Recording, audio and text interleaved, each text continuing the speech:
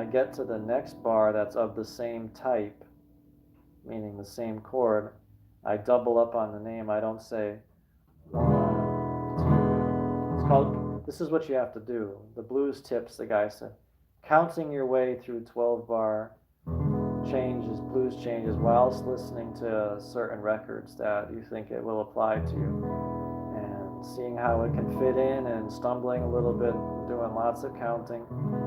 Then you'll begin to have a subconscious sense of this, which is exactly what you want.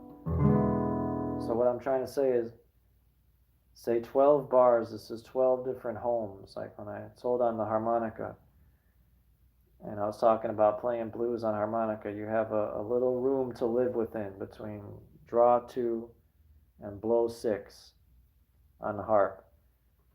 Well, just like when I told you how you could play on any note here, starting on any, I gave you 6 major scales to look at. You could have picked anyone, starting on the D string, the low E string, anyone. Well, it's the same on whichever key harp that you play. It's a little realm to stay, to live within, between 2 and 6. Well, this is another realm to live within. All these, this little mansion of, think of it as a mansion of the 12 bar blues with a roof on top. And in each room of the mansion is a little room, and there's 12 of them, 12 bars. Come to terms, that's a good way to think of it. And so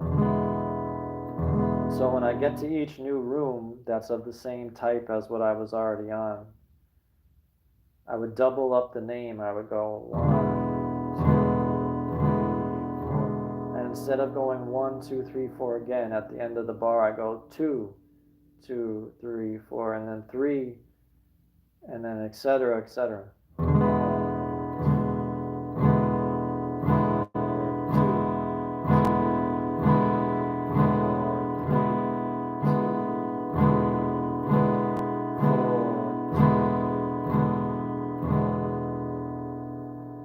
And then it would change, of course, a 4-chord song.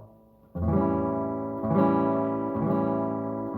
you remember this, if you've never played Grand Theft Auto 5, you can remember Grand Theft Auto 4 being set in New York. That's how you can remember 4. And 5 is that horrible island setting where you just go around in circles all day. Or 4 was a real, metropolitan.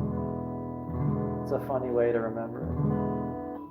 Like I told you, these game soundtracks and all this, it's all 12 notes.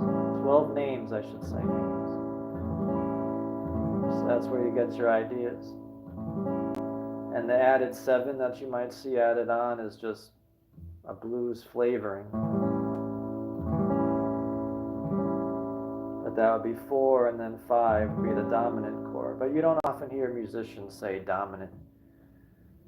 You hear take it from the turnaround, throw me the 4 chord or something like that. This is how someone who plays music that can talk. And you might be at home with I don't wear headphones anymore, but I used to.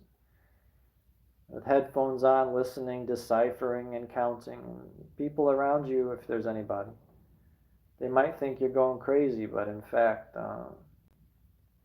you're becoming what it takes to really be a musician, to really play. So you might look crazy, but suddenly you can really play.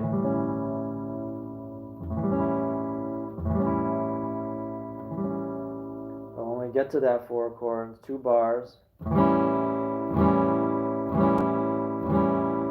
that's the thing. It goes back. It's introducing. Here's what it is in layman terms.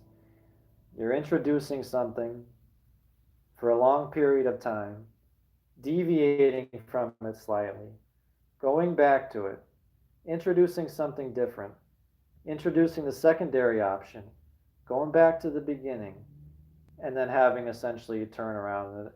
What blues is, it goes in this basic standard form, is it goes from the first beat of bar 1, ends on the 4th beat of bar 12, does not skip a beat, zips right back to the start again, starts again, without missing a beat.